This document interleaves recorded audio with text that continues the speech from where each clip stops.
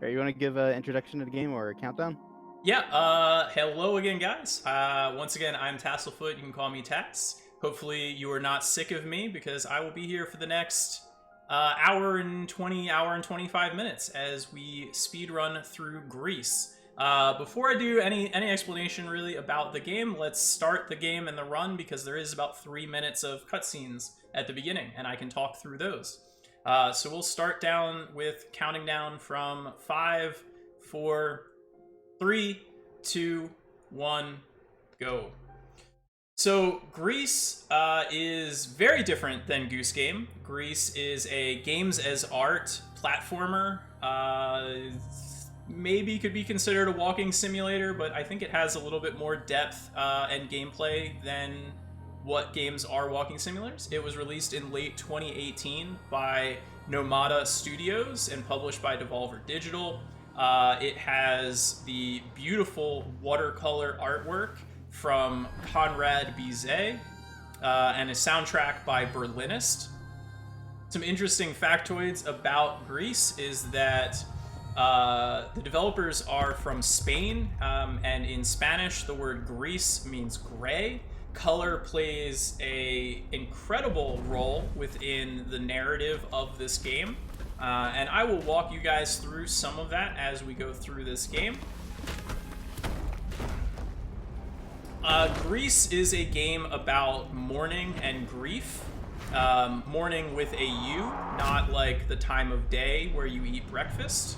It basically is a journey through the 5 emotions of grief, those being anger, bargaining, depression,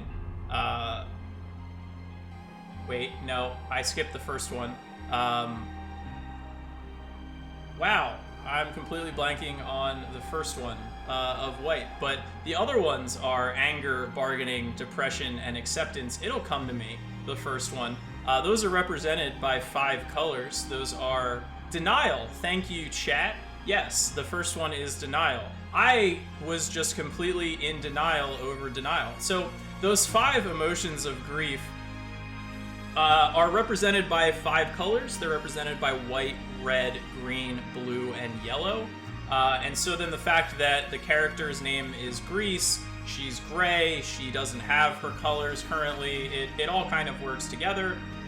This opening cutscene is kind of going through and giving that beginning narrative that GRIS's mother passed away, and that's what the grief and loss that she's going through is here. So fair warning if you've never seen this game before and you are going to stay with me through the end of the run, you are going to be experiencing some feels in this run. So be prepared for that. If you need a hanky or some Kleenex, you might want to get that ready. I'll give you warning as well when that is probably going to hit. But this is a really emotional game. It's, as far as a speedrun, it's a really chill speedrun. The game itself is easy in gameplay. I think it's pretty quick to pick up and learn.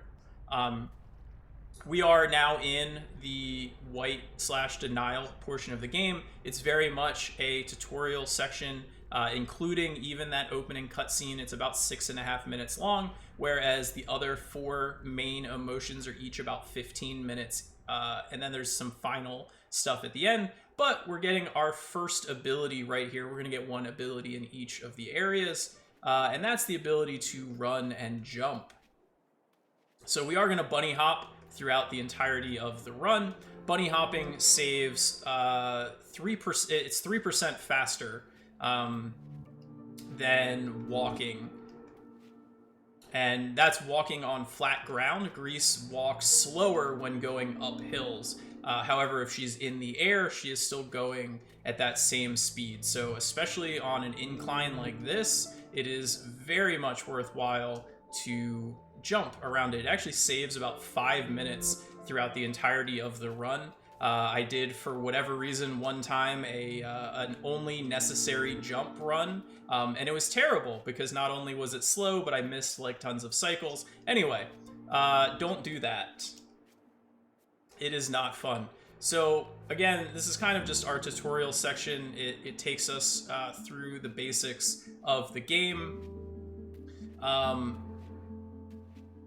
As well, GRIS is really cool in the fact that the entire game is one large map. So there is a lot of kind of just movement and travel from A to B. Different than Goose Game. It's definitely more enjoyable, I would say. Also, every cutscene, we're going to try to jump into the cutscene because we can usually jump deeper than the trigger point for it. And then again, Grease's movement is faster when doing that than her movement in the cutscene walking, which is a little variable as well. So that cutscene save, the jumping saves like half a second, can save up to about 2 seconds at most for certain cutscenes. This is a star. Those are going to be kind of the second star that we actually collected. Those are going to be like the main things that we collect. The core gameplay on our goals is to collect these stars. The stars will be able to build bridges, and the bridges allow us to then progress. So there really is only like one main major skip in this run, and it's coming up. It'll come up about 50 some minutes into the run. And I'll talk more about that later. Otherwise, most of the game is played pretty close to glitchless. There's a few other minor tricks and skips throughout, but it's just a lot of movement tech and very tight cycles that we're going to hit throughout the entirety of this run. So now that we've got our third star, we're able to cross this bridge, and that is going to wrap up all of Denial. And so each of the areas is going to finish by jumping into a hand, a statue of a hand, not an actual hand. And you'll notice some stuff about the hand if you are observant as you progress through.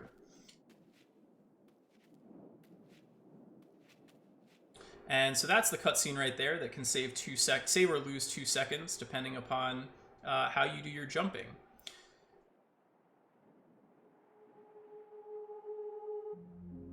And so that's basically GRIS conveying her emotional state as she kind of transitions into the start of her next emotion.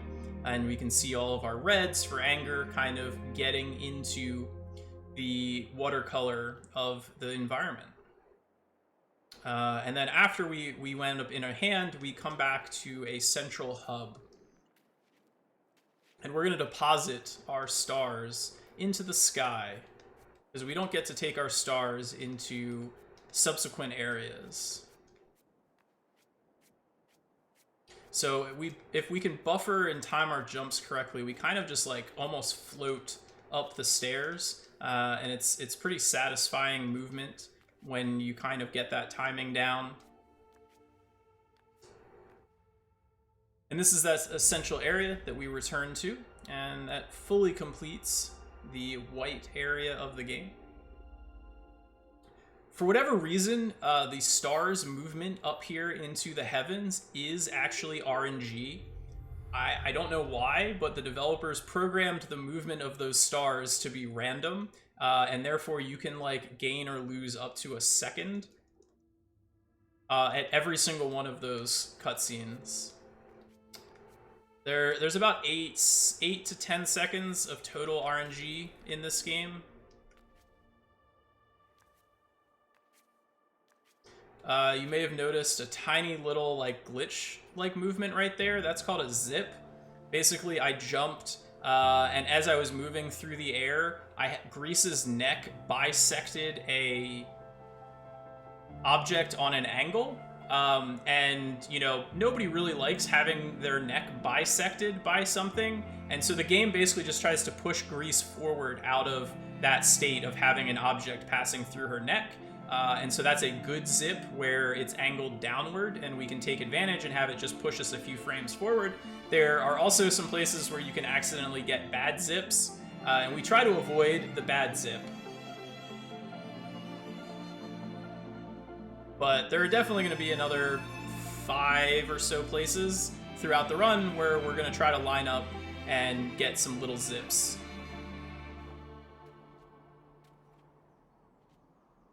And if I haven't mentioned, this game is beautiful. Just like all of you wonderful people.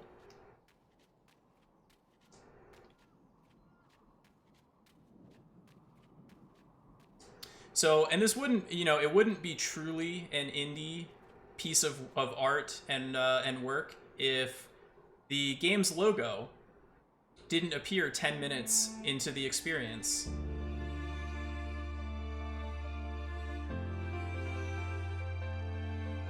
It's really how you can know that this is indie.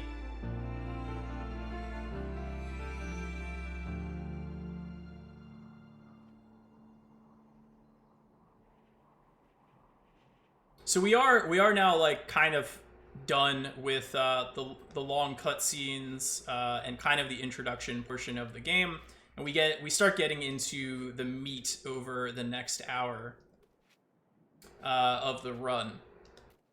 And it didn't used to be the case with this opening section here that we call, this is the Sandstorm section of the game. This section used to be pretty much an auto-scroller, but a while back now, one of the other runners of this game, Skylar, he found a way to skip a Sandstorm cycle that saves like 13 or 15 seconds, depending on how you do it, or how well you do it, if you get it at all. And so we're going to try to get that. Can't do it yet, but in a couple more Sandstorms, we'll be able to do that. My eye itches. I apologize for that. It's still not fixed. I think there's a hair in there. Going to try to tackle that here. But thankfully, this is a rather forgiving game. There are places where we get to take sips of water or scratch at our eye to try to remove objects that are interfering and causing discomfort. All right, I think we are much better. And so after the next Sandstorm is when we're going to be starting our process to try to make the Sandstorm cycle skip. And so there's just going to be a lot of optimal movement along with one very precise trick.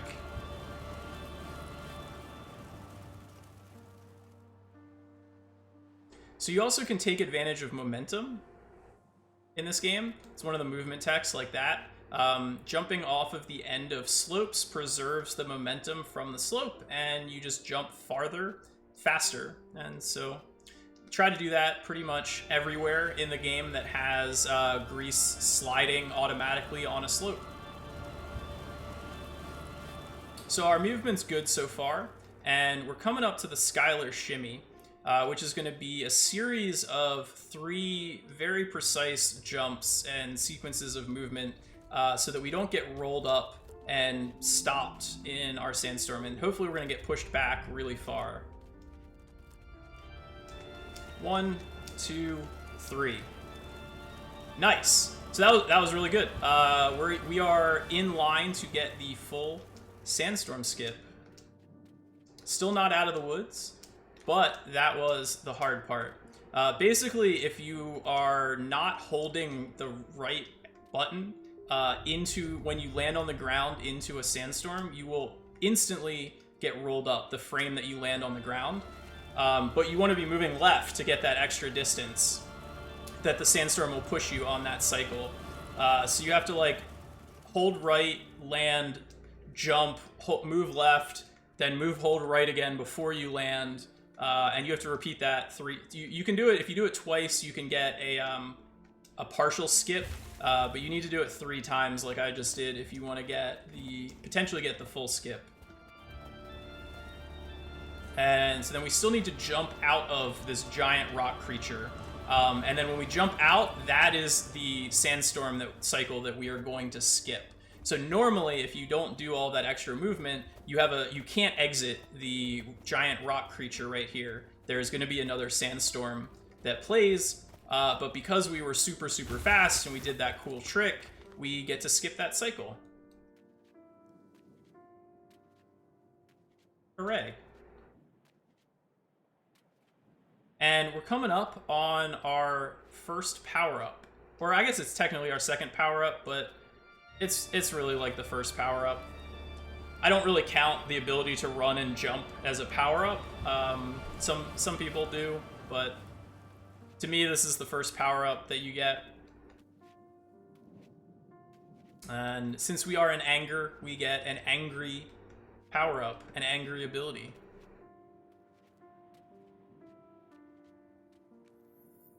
So we are going to get a power-up or a new ability pretty much halfway through each of the areas after we've collected 2 stars. And then we collect usually 4 more stars afterwards. This area you only collect 3 though, for whatever reason, but most of the other ones are 4 afterwards. So yeah, so now we get what we call our heavy, and our heavy is going to allow us to do 2 things. First, it's going to allow us to keep moving through big wind.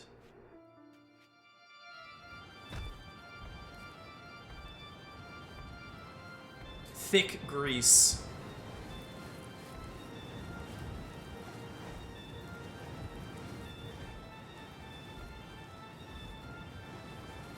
Oh, wow. Okay, that has not happened in a really long time. Yeah, if you open and exit your heavy too soon, you get rolled back and have to do the entire thing over again. Wow, I must have been like a frame early. That's crazy. Oh well. Alright, extra cautious the second time through.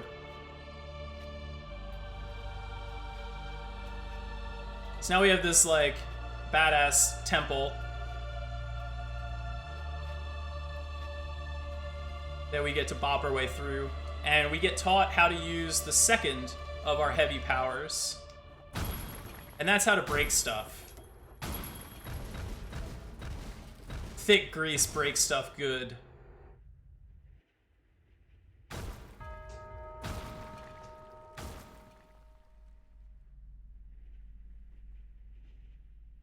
Do a 3-2-3. I don't know why. Honestly, I don't fully understand the symbolism of this section of the game. I am, you know, a bit of a meathead. I'm a little thick when it comes to stuff, but I have played this game like a couple hundred times, so I've picked some stuff up. But yeah, I don't know. It's something like, you know, sinking to your depths and then getting raised up out of it. Or I don't know. It's cool though. There's like a secret achievement down there as well, if you're looking to get all of the achievements. More jumps off of slides. So this is the second half of Anger. It's very cycle-based. If you screw stuff up, it's very common to have your cycles just snowball on you as well. So like a 1 second time loss can result in missing a cycle, which then results in missing another cycle. That's fun. I just waited there too long. I made that. But I was waiting for no good reason. And so then I wound up missing it. But that one actually I think should be okay, but we'll find out. So we're gonna come up on a little rock guy who is gonna help stepping stone us up to a new platform. He's RNG as well. If he is on the left side, we lose a second. If he's on the right side, we don't lose a second. So he's on the left side, so we lose a second. Just takes longer to get onto him and kind of line up your jump.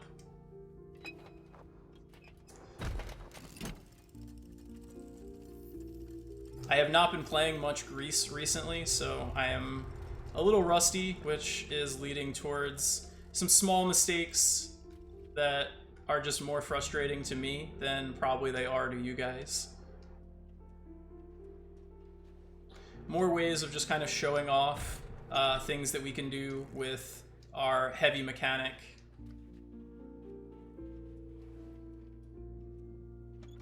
With enough thickness, I think GRIS could topple the world.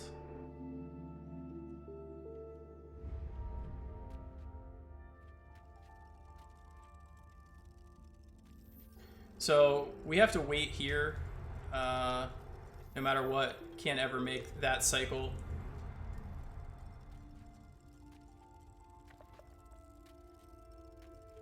GRIS good. I want to honk right now, But yeah, not the right game. GRIS will make noise eventually, I promise.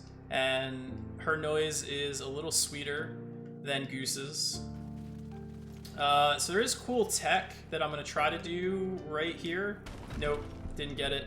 There's a thing we call an insta-heavy, which is basically if you frame perfectly, do a heavy off the end of a platform or on the edge of a breakable object, then the game doesn't know how to handle doing that in that spot, and it will just skip the animation and instantly open the heavy. So saves the animation, which is about half a second.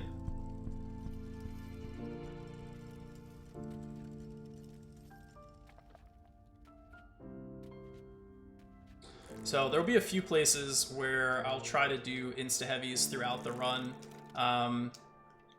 They are frame perfect, but they're like not super hard frame perfect. And this guy should be fine. He should be coming back. So yep, there we go. Did not have to wait. Sometimes this guy's not RNG, but because of the mistakes and time loss I had, he wasn't in the position that he's normally in. But thankfully, I lost enough time that he was actually on his way back, so did not spiral.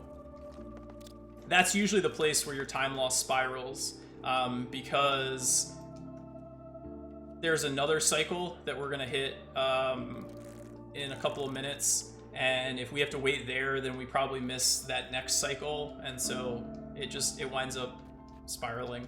But thankfully we didn't miss anything, and so it shouldn't spiral. That's a spot that can have a bad zip, but we avoided it. It's actually a good zip, but it's a good zip that is in a bad spot, and it winds up pushing you off the ledge, and you just like fall all the way down and you lose 15 seconds because of the zip. You can do an insta-heavy there, but I feel that it's not worth trying to do. More often than not, it loses you time, and even when you do it, it's not helpful usually. Just because you can wind up making the cycle even without doing it. Hopefully.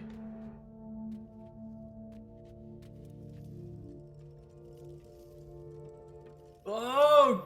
Snap. Did not make it, but backed it up. So yeah, again, just because I'm slightly rusty with this, my movement isn't perfect, and so like losing, you know, I lost maybe a half a second of movement, probably even less than that, but it was enough to where I was behind on that cycle, and didn't make it. So the fastest cycles in this game are that tight. So something I haven't talked about yet, and I briefly mentioned, is that this is the any percent category. Most people currently run the no out of bounds category, and there's one main difference between those two categories, and that is that this category has an out of bounds skip that skips one full section of the game, saves about 2.5 minutes. However, there are also two very minor drawbacks when running this category, because we have to play on a different version. The reason that nobody runs this category anymore is because you have to down patch to the 1.0 version of the game. So I think it's cool for marathons because we get to show off the out of bounds trick. But as far as people grinding for world records and for PBs, pretty much nobody plays this category anymore because of the down patch. But basically there were two very tiny, I guess you would call them quality of life improvements that Nomada Studios did later on, after the 1.0 patch of the game. And so we take advantage of those in the current build, no out of bounds speedruns, but we can't do them in this build because they don't exist. And one of them is actually trying to do an insta-heavy off the top of that Ferris wheel. It doesn't work, but in current patch it does. So I was a little more cautious there and made sure that I did my heavy early. And so we're finishing up our red section of the game. and we are going to our anger section, and we're going to transition to the green/bargaining portion of the run.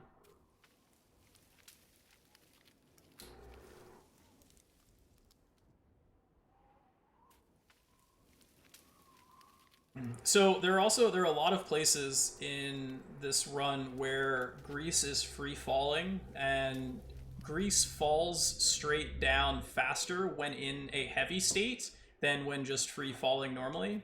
So when this game first came out, people would heavy for that spot coming down there, and it was only a couple months after the game came out that I ran some tests and found out that it was better to not heavy there. That the speed of falling straight down did not outweigh the horizontal movement that you gained by free falling normally and just holding the left arrow on your controller or keyboard. And that's actually the case in a lot of spots. Pretty much the only time when it's better to free fall is when the fall is more than 2 seconds long, or to do a heavy for your fall is when it's more than 2 seconds long, and you cannot hold left or right to get horizontal movements. And then it's better to do the heavy. So there are some places, but most places where we fall, we're going to just fall normally. So right now we are hopping our way along to the Forest of Bargaining, and we're actually traveling over top of Denial to get there. And so that goes with a lot of the game's themes and how the game talks about grief. It's a misnomer when people hear that there are 5 stages of grief. So there are kind of 5 emotions of grief that are the same as the stages, but a stage kind of implies that you're moving forward and it's a one-way journey. But that's not really the case in terms of how grief works. Grief is much more of an ebb and a flow, and this game does a great job of showcasing that through ways like this, where you have to travel over Denial, or through Denial basically, in order to get to bargaining. So, we went from Denial to anger, but then we went back to Denial before getting to bargaining. And there's going to be a lot of instances like that throughout the game that, may seem like backtracking, but in terms of the narrative, it works pretty well. And even within certain areas, there will be sections where the color palette of the game changes and it takes the style of a previous emotion. We should be able to one cycle this. There we go. Not intended, but the game is very forgiving. But we're going to have lots of disappearing platforms in this section of the game, or this half of this section of the game. Oh, hey, who's that little creature that we're gonna talk to in the cutscene? I don't know. Maybe we'll find out. Maybe we won't. I don't know. I do know.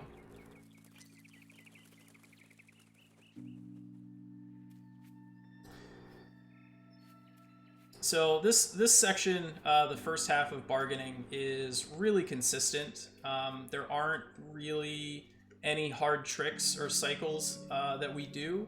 Actually, the biggest time loss is RNG in this section, and I'll talk about that a little bit more in a minute or two.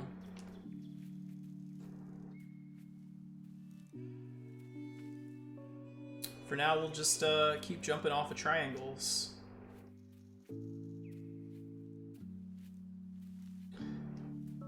As we hop along.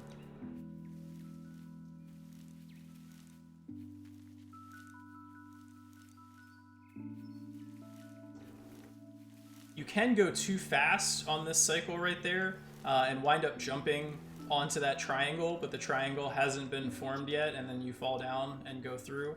And that's very sad. There are actually a lot of spots in this game where if you go too fast, you wind up losing time. Oh hey, it's our little buddy again, and he likes apples.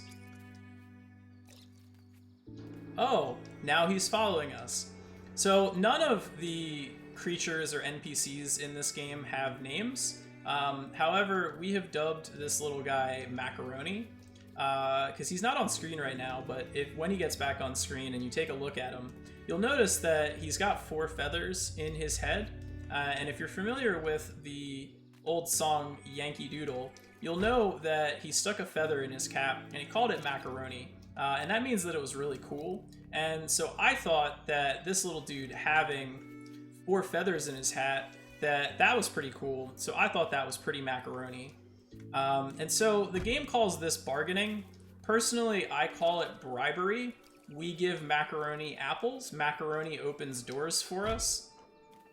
And so when I talked about the game, this section being mostly time loss from RNG, that is because of macaroni. Macaroni is also programmed with RNG.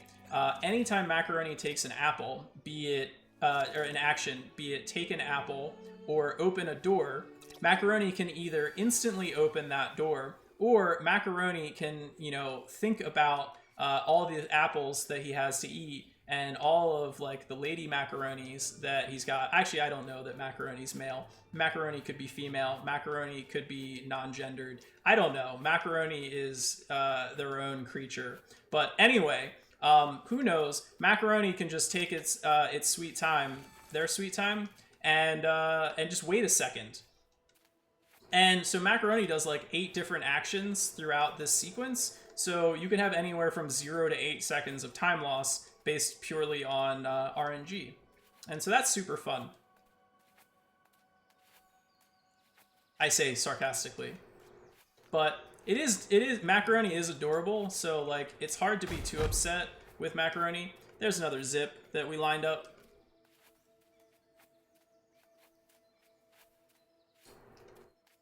And now macaroni will do what we want.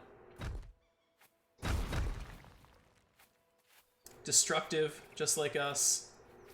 Thick macaroni.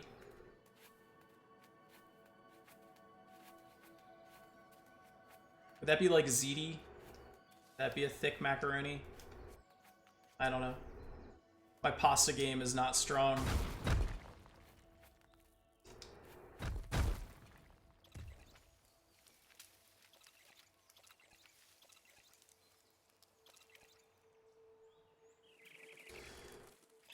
However, our time with macaroni was brief.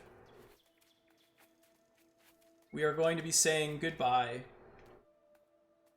to our little rock friend.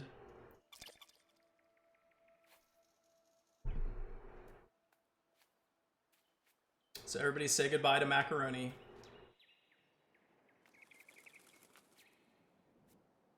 You will be missed.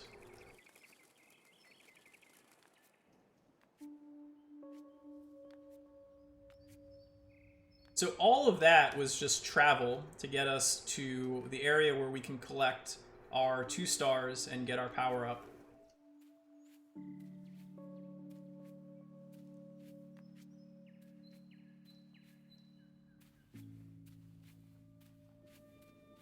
The platforming in this little underground cave seems simple, but it's a little bit more complex than it looks like. You can definitely lose 3 seconds to the platforming here if you're like not optimal with it, which I know doesn't sound like a lot, but when you're playing within 15 to 20 seconds of your sum of best for an hour and 20 plus minute run, 3 seconds is a big deal.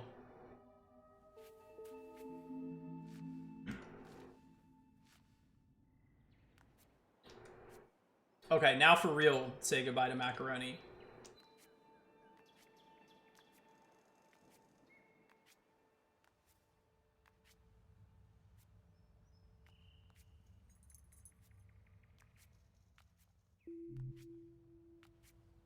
Mechanic on this left side is a little bit different. You can see all of the reds coming back into play. We're experiencing some anger, probably because, we're traveling miles through the forest for no reason. There's a crazy-ass stone creature eating apples and following us. I don't know, I would certainly have some emotions if I was in this situation. So the trees, they're reacting to the jumps.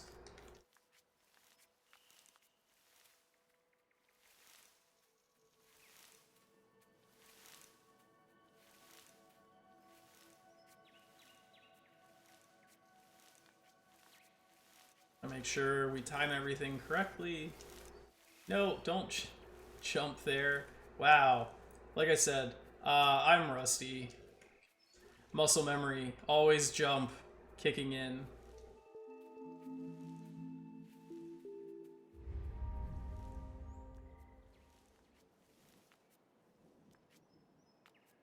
It's surprisingly hard to not jump there when for the entire rest of the run, all you're doing is just jumping every, like, 2 seconds.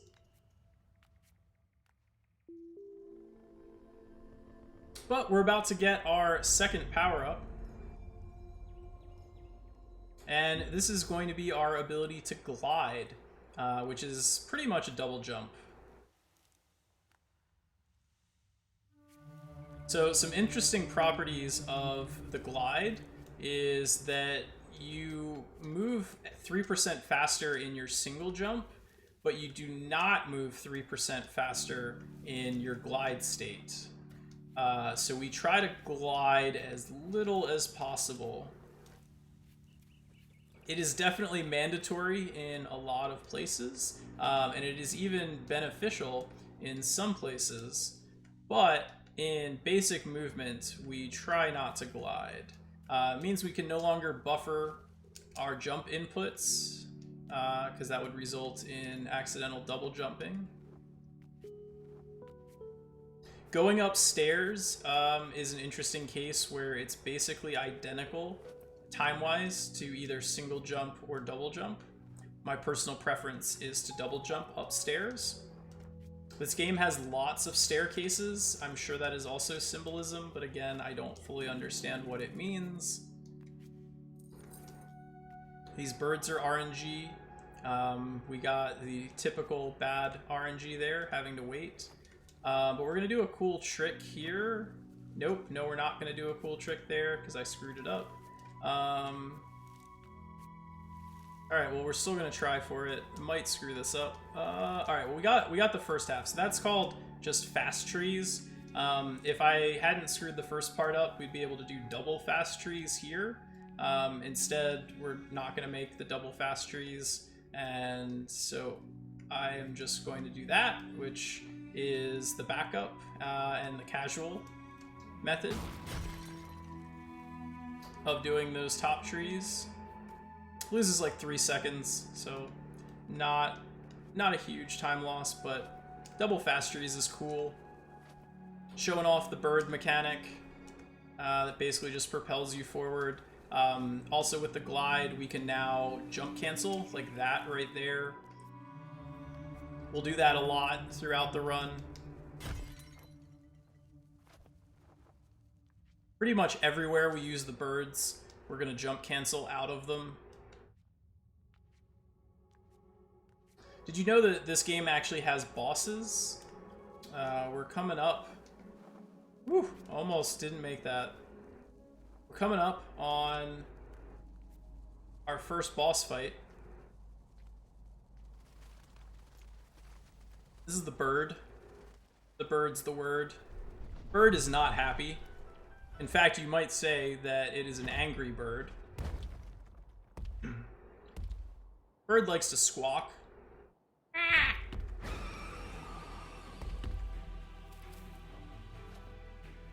So now we fight with the bird.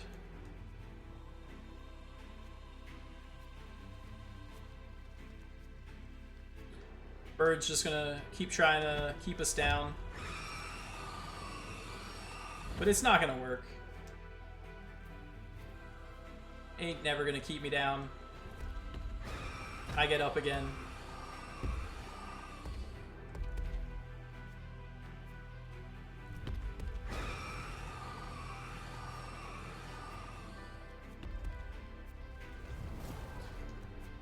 So we kind of just move back and forth here a little bit.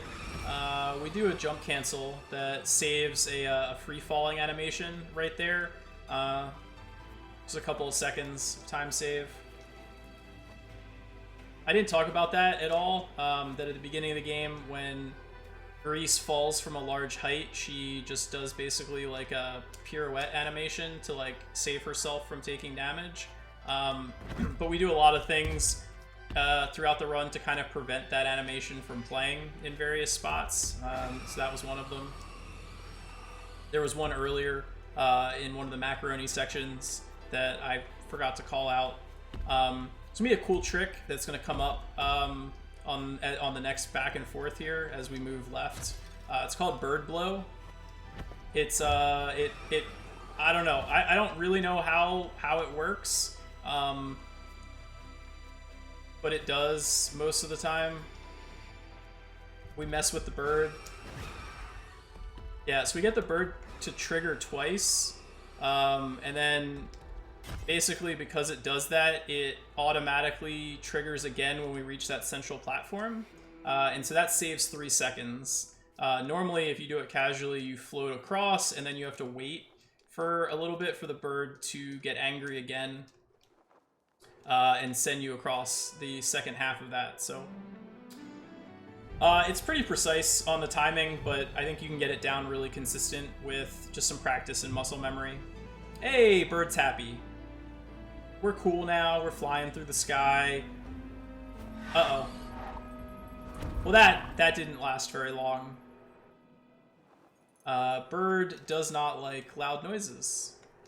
Makes bird angry again. So that was all kind of like the pre-fight, basically. It was like the auto-scroller into the boss fight of sorts. I'm sure you guys can see how red the sky and background to the game is right now. Not bargaining at all. Very much anger. Many angers. So this is the boss fight here. And this is actually the other part where we can't do a faster strategy.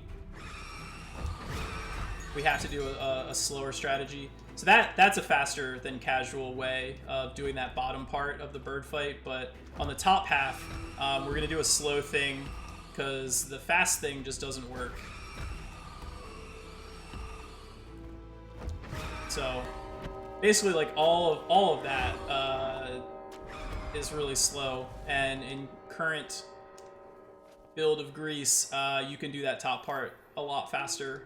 You can trigger the end of it on the bird's second angry blow, and you don't get rolled up at all, as opposed to this way you have to wait to the third and you get rolled up. So loses like 6 or 7 seconds, but you save 2.5 minutes, so it winds up still being more than worthwhile overall. More stairs as we finish up the end of this section of bargaining.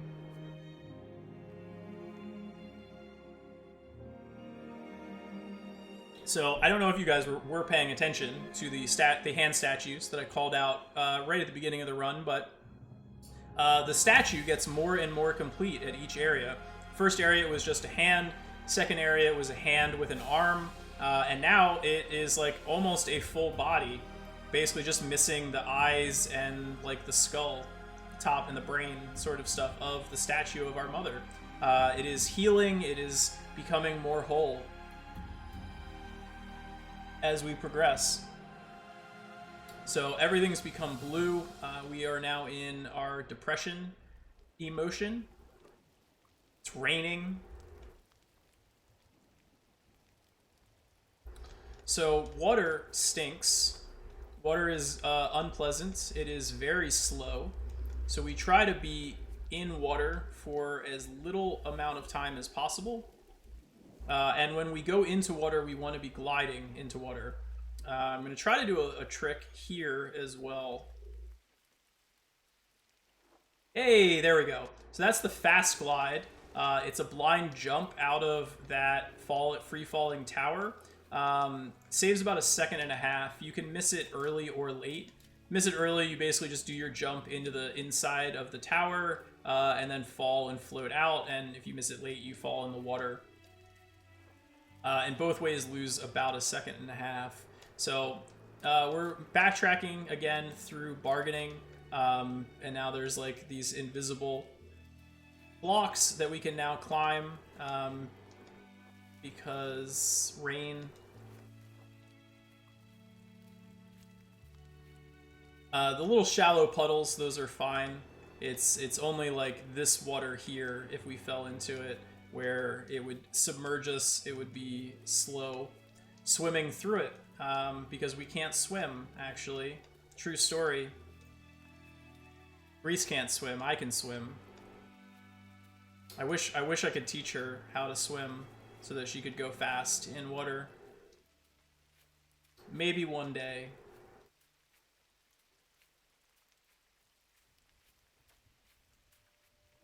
And so not only are we backtracking through bargaining, but we are also going to backtrack through denial. However, denial is underwater right now. This is... that was not what I wanted to do. This is denial, actually, right here.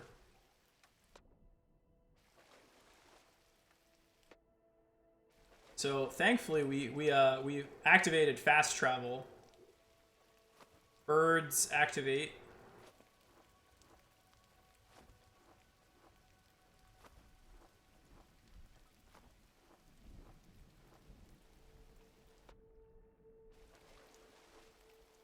And we're able to get through our traversing of denial much faster than if we had to just constantly swim and jump out of it and glide, with once again a trip back to the hub. Now with some waterfalls, maybe a koi pond in the middle there. And so this part of the run, we're in the depression section. I know everybody, the world is crazy right now. Shit sucks. I think we all know that. It's not necessarily sure what's going to happen. And that can lead to a lot of problems. You might be feeling pretty depressed, might not have friends that you're able to hang out with and talk to about those issues. And so I just want you guys to know that, first off, I love you guys. I'm here for you guys, no matter what you need. And if that's not something that's cool for you, then I want to make sure that you're aware that the National Suicide Prevention Hotline is available 24/7. That if you need someone to talk to, they're at 1-800-273-8255. And there are similar numbers for anyone who is international tuning in. And I just want you guys all to be safe and to know that things are going to be okay eventually. So back to the run. That is the heavy dive skip. Basically, if you do the heavy on like a pixel or two on the edge of that block, you don't fall down through, and it's much faster to be able to just float and jump out to the side than to heavy into the water and go down really far and have to swim your way back up. This section here, this underground cave system, is all on one giant cycle. So we're on like a 4-minute long section of gameplay that is broken into 8-second intervals of gain or loss. Ooh, that was an insta-heavy right there. Kind of a scary one, because if I was late there, I would not have gotten my way through, and I would have had to swim back up and do it all over again.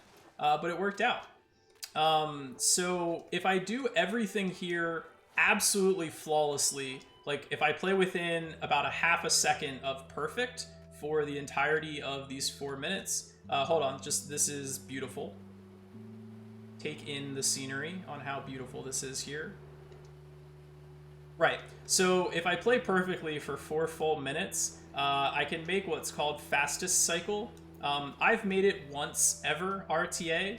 I think Skylar is the only other runner who's ever made it at all, and he's only made it like a handful of times. These are the mushrooms. We go through mushrooms fast. The normal cycle that most runners make and that we are on pace to make here is fast cycle.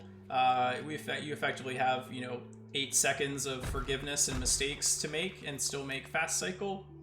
And then kind of what was hit back when we first started speedrunning this game, it was kind of like the normal cycle that is now the slow cycle, or just not the fast cycle.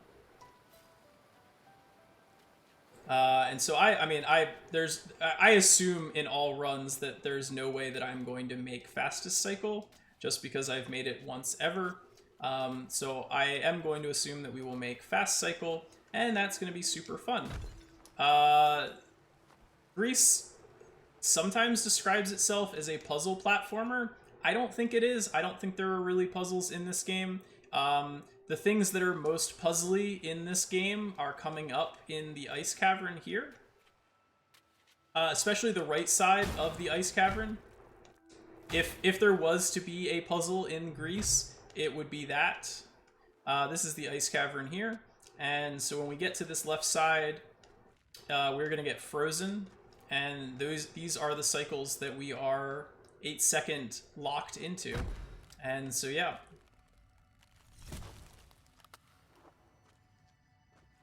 So, like, technically this is a puzzle, but this side especially is a very, very easy puzzle. The right side is slightly more challenging. And then I mentioned so that this is the any percent run of the game, and that this differs from no out of bounds due to one out of bounds trick that is coming up. That out of bounds trick is coming up after we finish the nice cavern.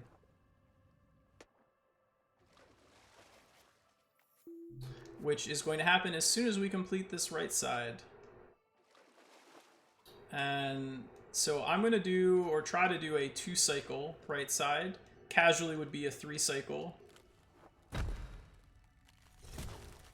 Nope, definitely not getting it. Again, just my movement has been really bad throughout this run, just because I am rusty. So yeah, so normally you can make that cycle if you kind of know what you're doing.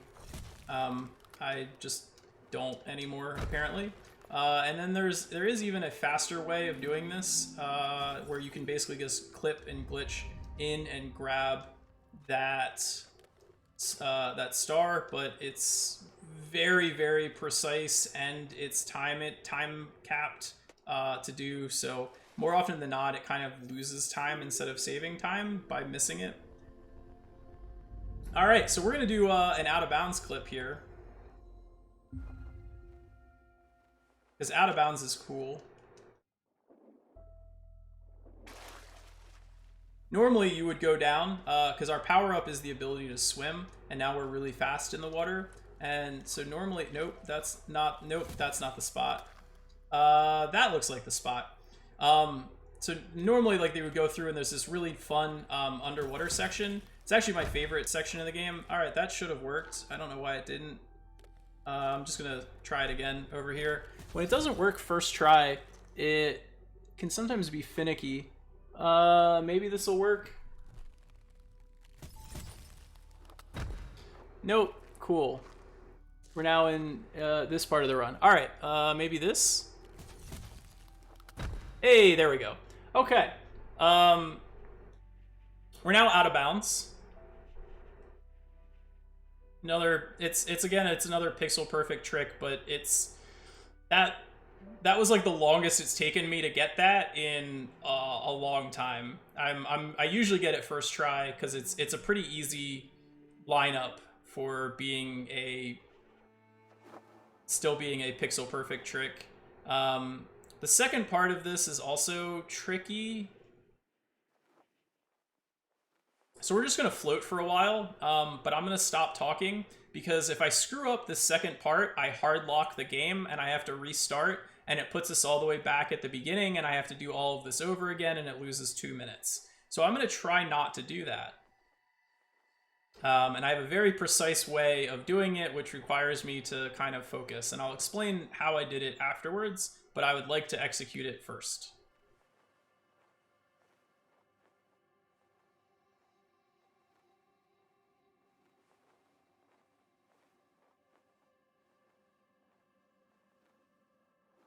Uh-oh. Oh, okay. All right, so that worked. I was really nervous that it wasn't going to, but we got into the hand. So basically what happens is when you clip out of bounds, it doesn't actually load this area. And so the only trigger point is the hand. If you land anywhere except for the hand, you hard lock. And so some runners who run this category, they have a visual cue in the clouds that you're traveling through on terms of when to do your heavy to land in the hand. To me, it just looks like all a giant mess of fog and clouds, and I can't tell. So I use, there's a fixed camera pan out that's based on the horizontal position. And so I use that fixed camera pan out plus 11.7 seconds on my live split timer. And then that's when I do the heavy. And it has like a 0.2 or 0.3 second forgiveness on either side in order to still make the window. And for me, it's pretty consistent. I rarely hard lock and fail the trick. And so we've completed, technically we have now completed the depression section of the game. But we do have a second boss fight as the first part of our backtrack. And it's the bird again. Only the bird is now the water snack. Or the eel. Some people call it the eel. This is my favorite music in the game. Not particularly this part. This part's kind of repetitive, but it gets better. I promise. Like this. This is where it starts getting good. Oh god, there's two of them.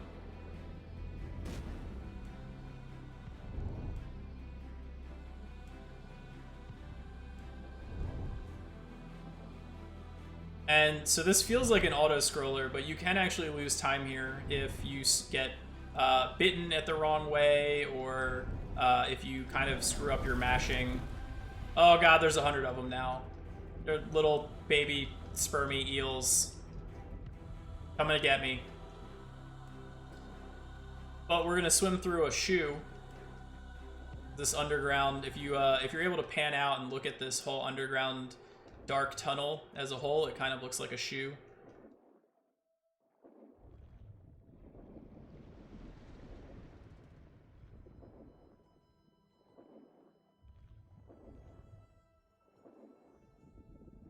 So definitely, like, it doesn't lose you too much time if you don't know where you're going. You're pretty walled in here. You can't really get lost, but still, I recommend if you're interested in running this game, this is like one of those spots where you kind of just have to memorize the corridors and where to go before we get to the second part of the eel fight, because the eel is not done. Oh no, no.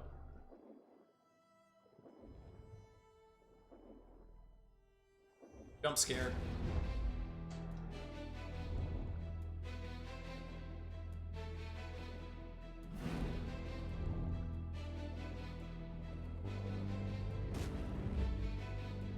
Oh, I got bitten. It's fine. Da-da-da-da, da-da-da-da.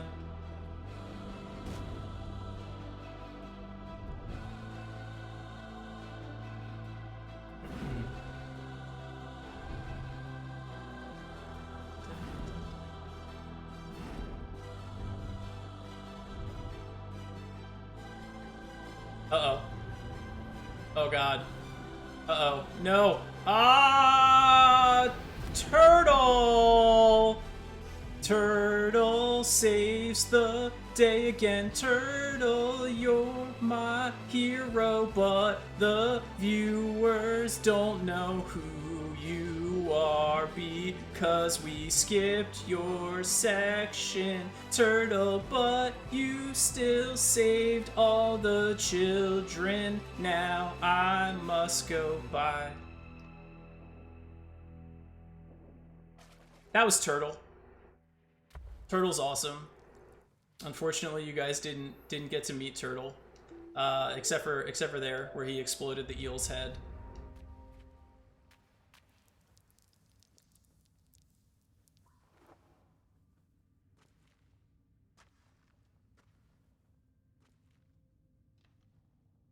So again, we're backtracking here, and we're now making our way back to the hub, as per usual for the end of a motion.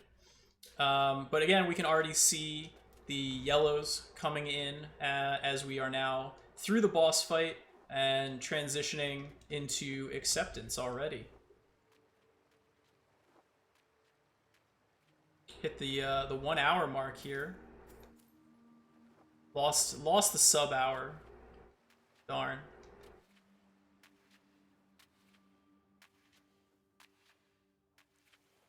Maybe one day. Probably not.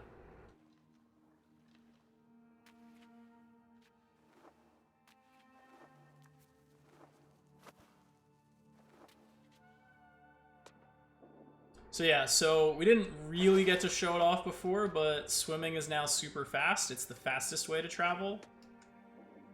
YOLO jump. Right there.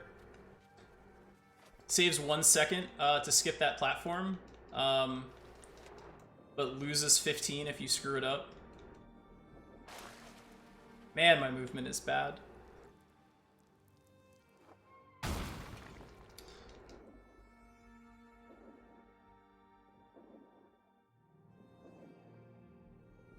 So, you know, just a little peaceful swim through that beautiful scene that I called out earlier. We are now traversing through the water squares, and it's going to lead us back to the hub.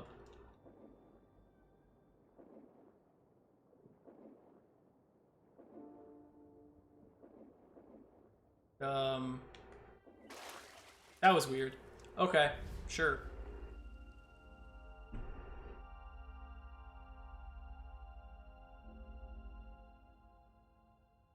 So yeah, our dive power-up is like solidly faster than our normal movement. So any place where we can now dip into water and then like shoot ourselves out of water is worth doing.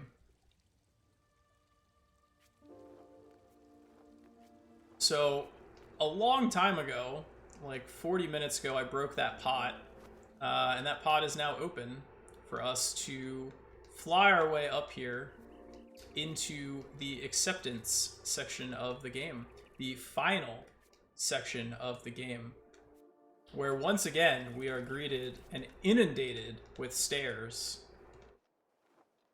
So many stairs in this game. But we have fireflies now. There we go.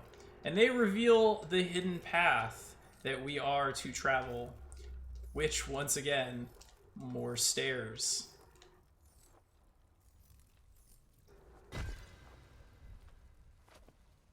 So yeah, basically it's more tutorial right there, teaching us that if we heavy, the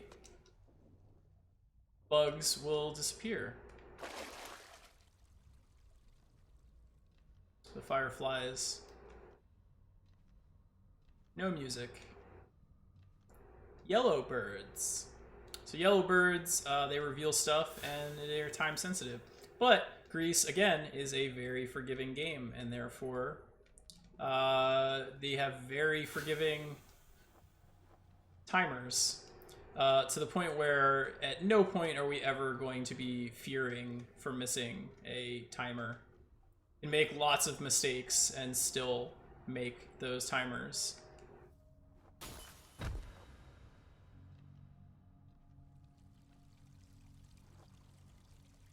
So yeah, so acceptance is very chill part, quiet, relaxing music, right? We're getting into the end stages of things. We're no longer angry. We've embraced the Zen. Mom's passed away. She's not around anymore, but you know, maybe we'll be able to survive Maybe we can use these water squares and like momentum jump our way across for some reason. I don't know what the lore is behind this, but it's fun. Very fun.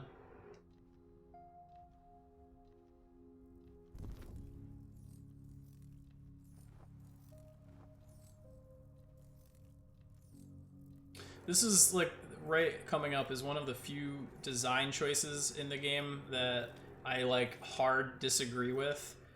This weird backtrack right here where you have this firefly, you have to open that pot and then you have to just go back and grab another firefly.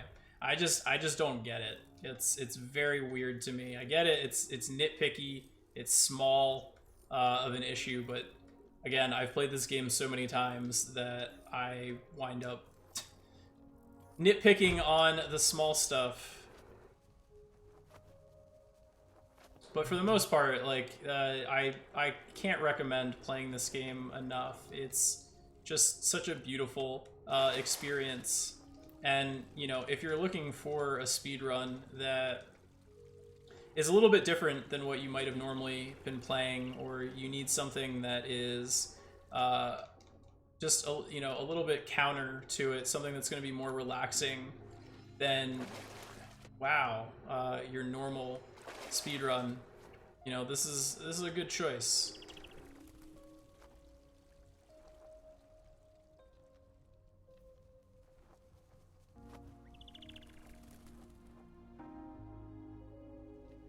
Seriously.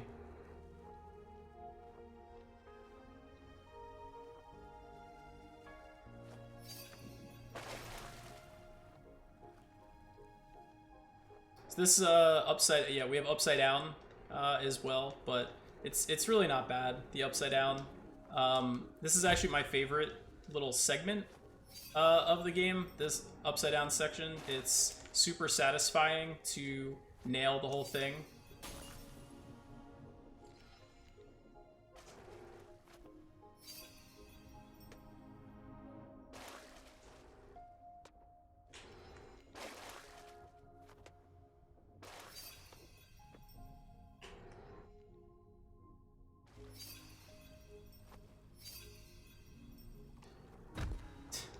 Well, everything right up to the ending. Everything went well until the ending. Botched the landing.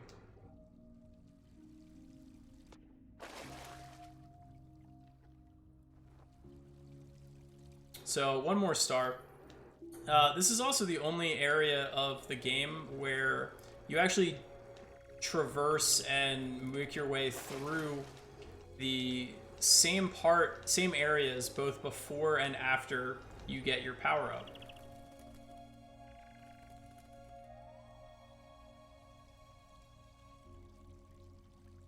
However, the left side is definitely the easy side, both before and after we get our final power up.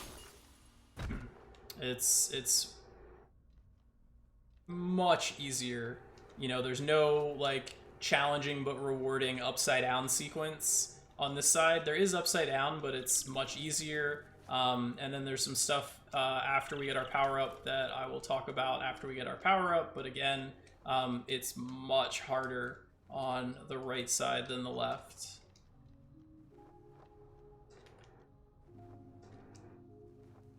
Just honestly, just like really easy platforming.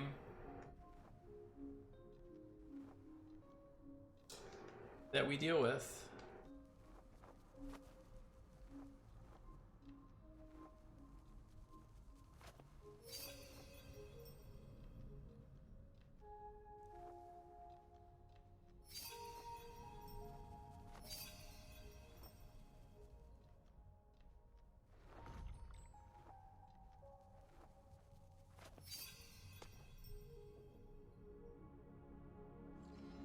This is a little trick here, so that we don't have to flip right side up and then go upside down again. Again, game's forgiving, so it has a very wide hit radius to the point that we can trigger it without actually having to flip right side up. And we are going to get our final power up of the game. We are going to get our voice back. So our grief has been showcased and personified through our loss of voice. And now that we are near the end of our journey, we are getting it back.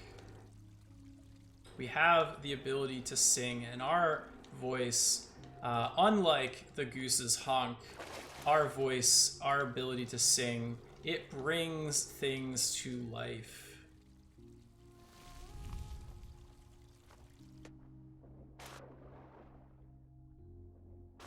Flora and fauna. Opens flowers, creates spider creatures, can do a little dance.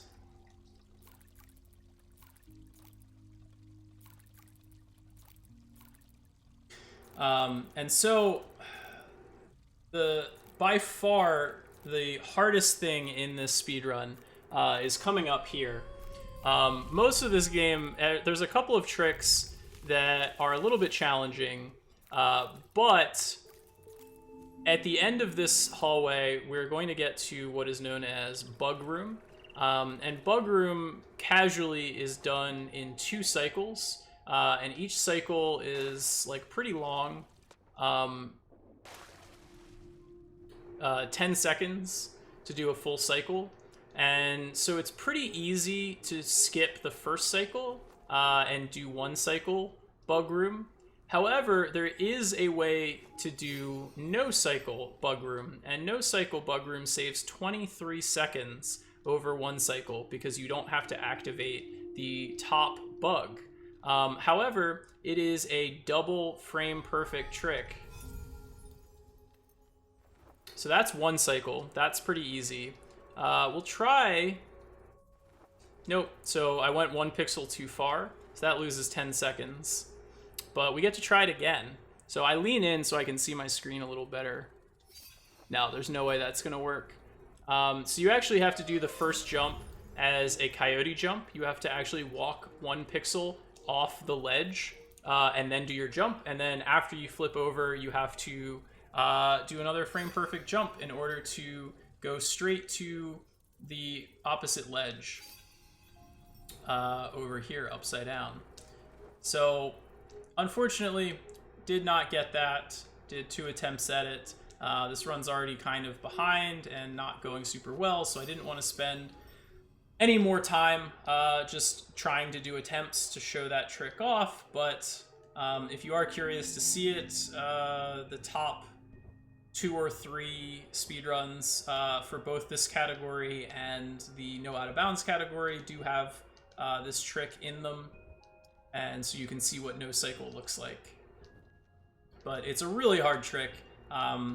When I was playing this game every day as my main speed game, which has not been for a while anymore, I was hitting it probably 30%, 25 to 30% of the time. And right now it's probably more like 15% of the time. So it is a really hard trick.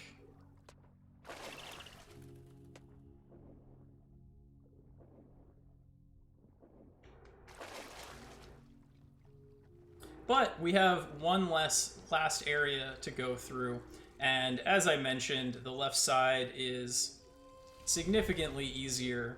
There is a major skip on the left side as well, on what we call Flower Room. However, Flower Room skip is as close to free as you can possibly imagine a major skip being.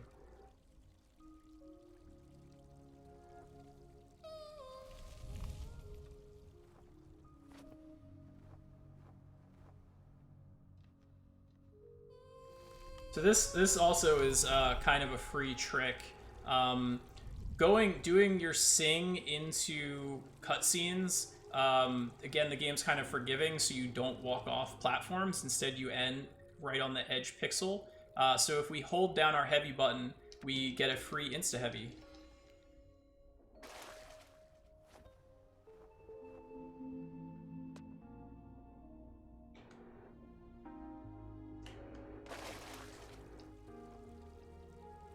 And so we're basically just going to traverse the exact same area that we traversed the first time we were through here. except now we have an incredibly generous timer that we're having to beat. And so effectively it's the same thing, because the timer is never going to be a factor. And we go opposite ways. We did this on the other side too. We went the opposite way that we went the first time, which is why this is different than the first part. And so this will be Flower Room that we are coming up upon.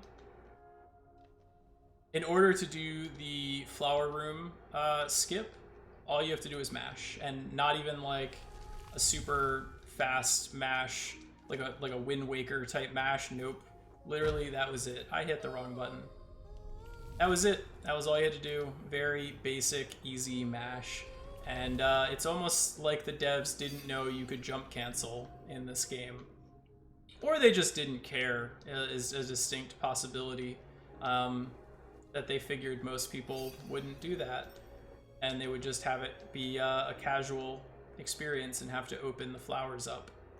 So that is our final star. We are now going to be able to deposit our stars. We're going to make a full path up to the heavens, and we're going to be able to move on. We're going to be able to accept our mother's the death of our mother, the loss of our mother. That's a thing that's going to happen.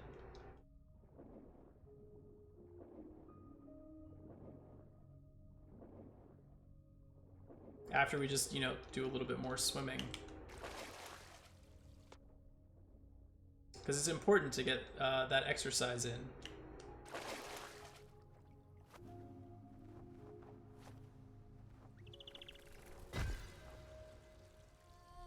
So I opened those two flowers earlier on my way, my first pass going left, and then went up over the top.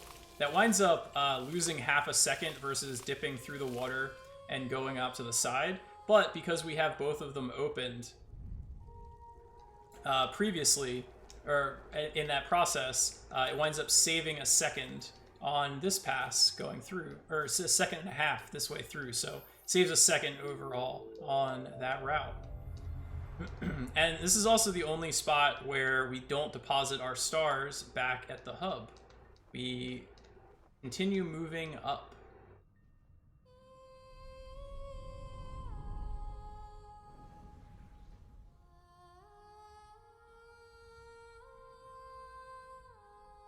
So the run is basically over, but we have about 7 minutes worth of cutscenes and some basic movement that we still need to do, and to wrap up the story appropriately.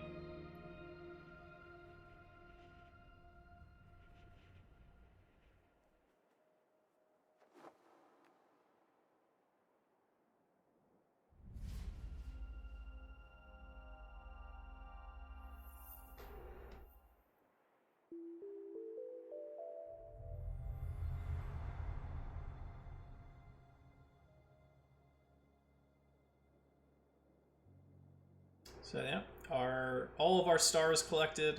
We have this path that we have now made. Now all we have to do is get up there. Except it's never that easy. It's never that easy.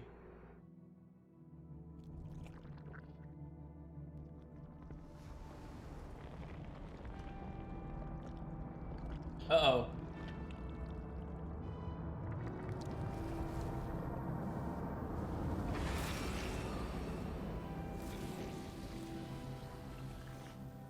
That is right.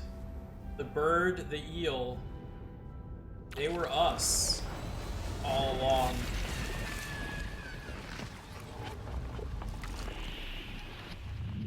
They were our doubt, our anger, our confusion, our lack of self-worth.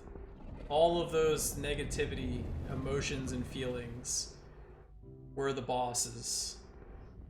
Our statue, our everything that we're going through, crumbled, eaten, swallowed up. And things are dark, things are bleak. Can't even swim. All we can do is try to float our way through the debris back to the surface. Statue is in pieces that we spent all of that time and energy putting together. One moment, and it crumbles.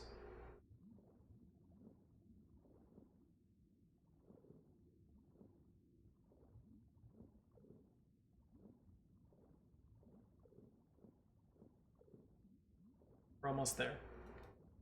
Almost at the surface.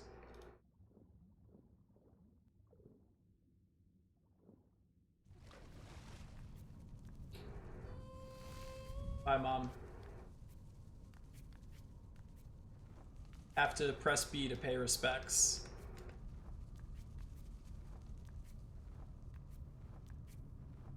So we climb the broken pieces.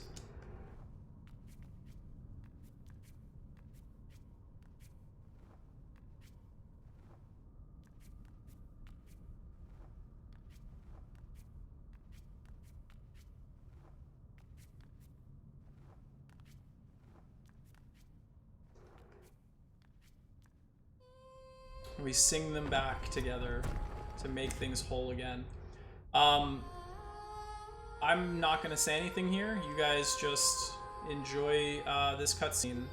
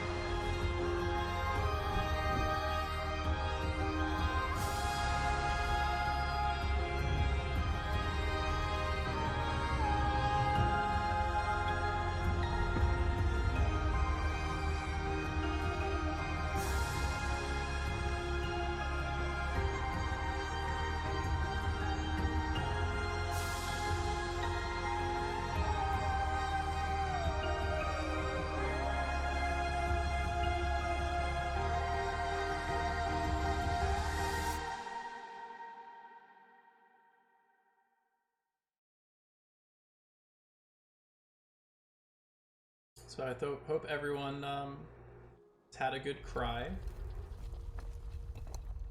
gotten in touch with their emotions. We just have a little bit of a climb up these stars left to do.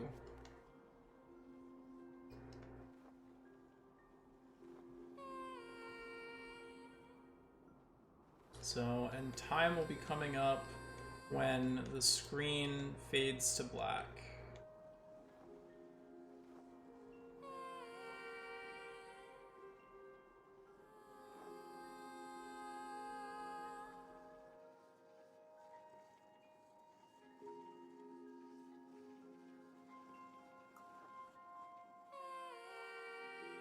and make sure that you guys donate to an amazing, great cause to save the children.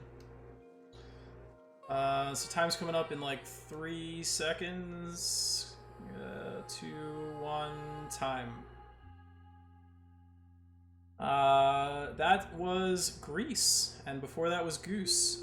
Thank you guys, NASA, so much for having me to do 2 runs. I really appreciate the letting me showcase this off, and again, make sure that you guys donate. And good luck to all of the rest of the runners and everything that's upcoming. I'm not sure what's next on the schedule, but I'm sure it's going to be amazing, and you're going to want to stay tuned and watch it and Diddy donate. Kong Racing. Yeah. Diddy Kong Racing. Some WizPig needs an ass kicking, please. So definitely watch that.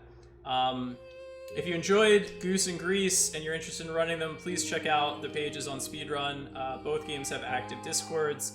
If you like me and my very, very temporary Fu Manchu facial hair, one day only, then you can give me a follow at twitch.tv/Tasselfoot. So that is all that I've got. Thank you again for having me. Thanks for running.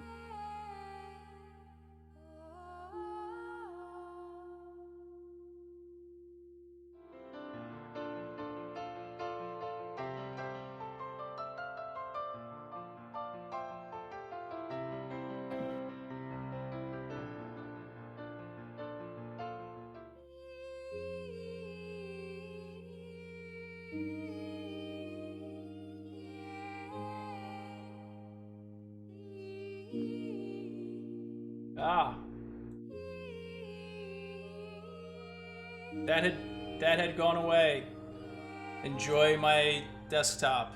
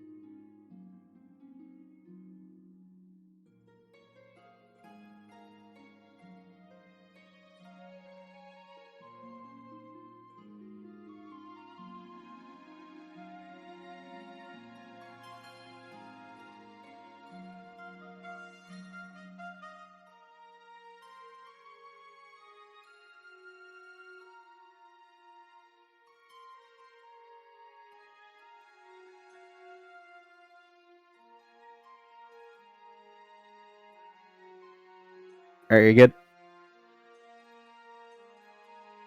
Well, in the meantime, I'll read a statement here from every day, 15,000 children die before their 5th birthday, most from preventable causes. Save the Children will do whatever it takes to ensure all children survive, learn, and are protected through 3 global goals by 2030. 1. No child should die from preventable causes.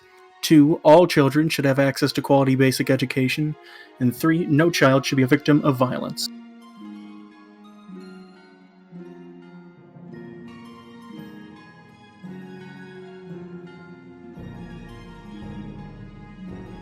They also have examples of what each level of donation can provide. $25 could help a trained trafficking survivor to be a peer educator for vulnerable girls. Oh, I said that wrong, sorry. $25 can help train a trafficking survivor, people who've survived human trafficking, to be peer educators for vulnerable girls.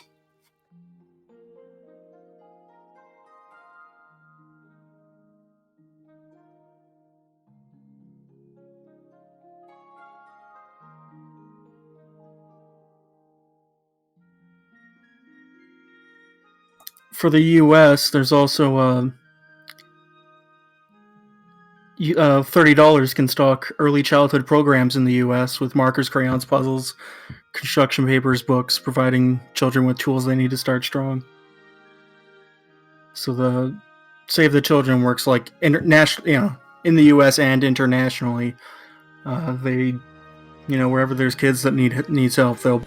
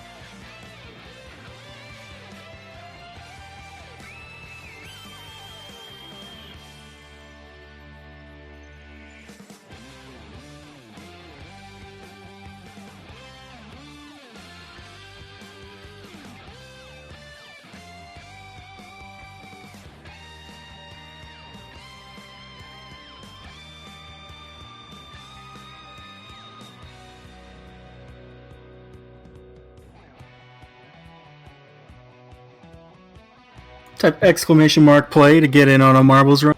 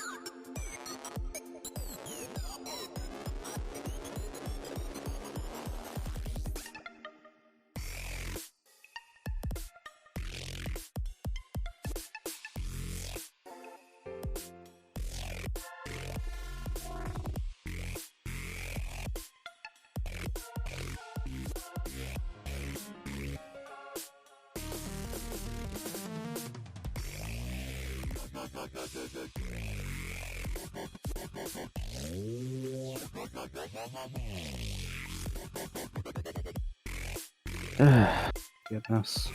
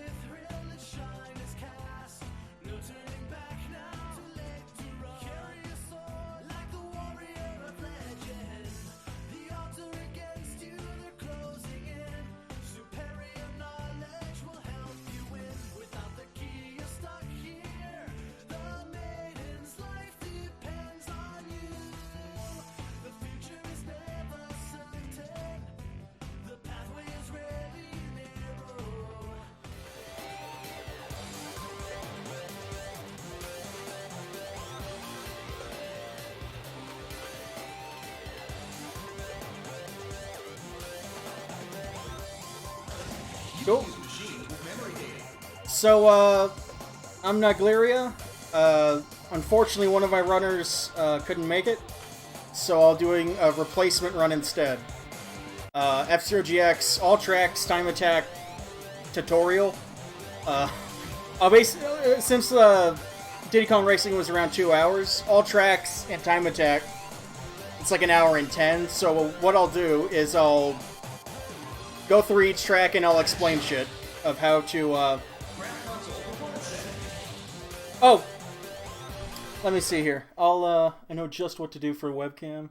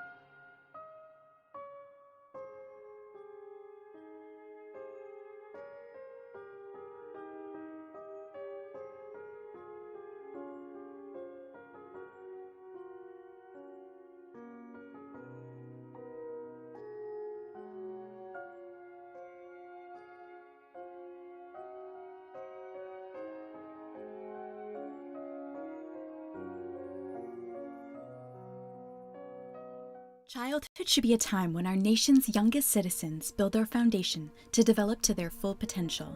In rural America, many children lack daily opportunities to learn, have nutritious food, and access to healthcare.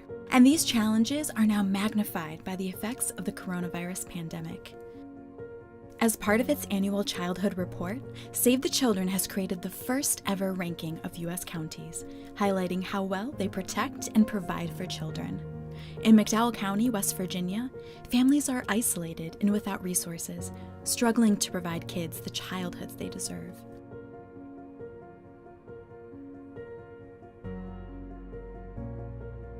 There's not a pediatrician here in the county, and so when a child is sick, oftentimes families have to make a choice if they have gas money to be able to take their child to see that pediatrician, if they need to stay and work instead. If you have a sick child, the last thing you want to have to do is drive 2 hours to be able to see the doctor and 2 hours home. To me, that's probably one of the biggest challenges in this county.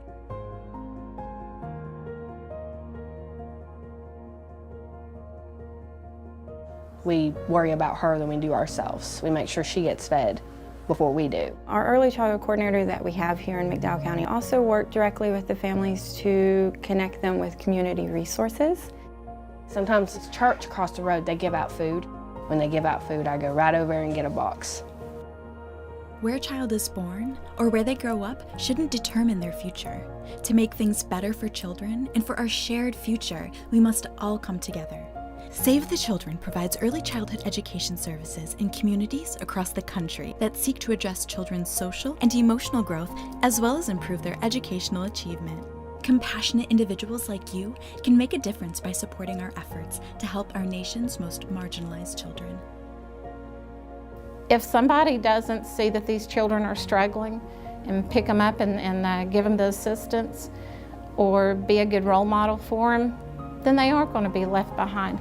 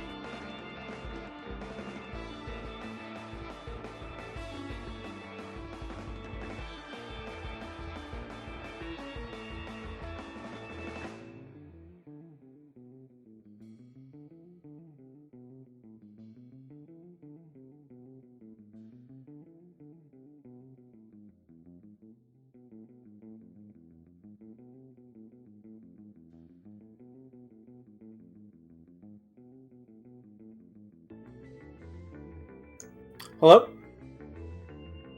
Test? Test? Alright, here we go.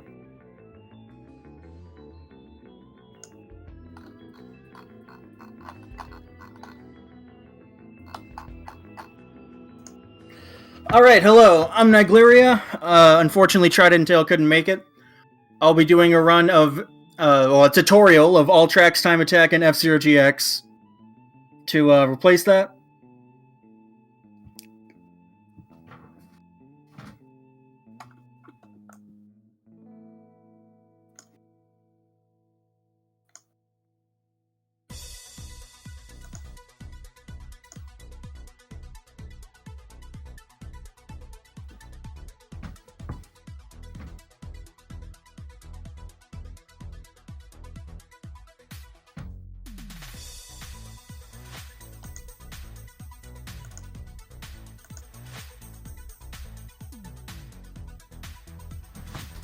All right, so you can transition me and I'll count in the start of the timer.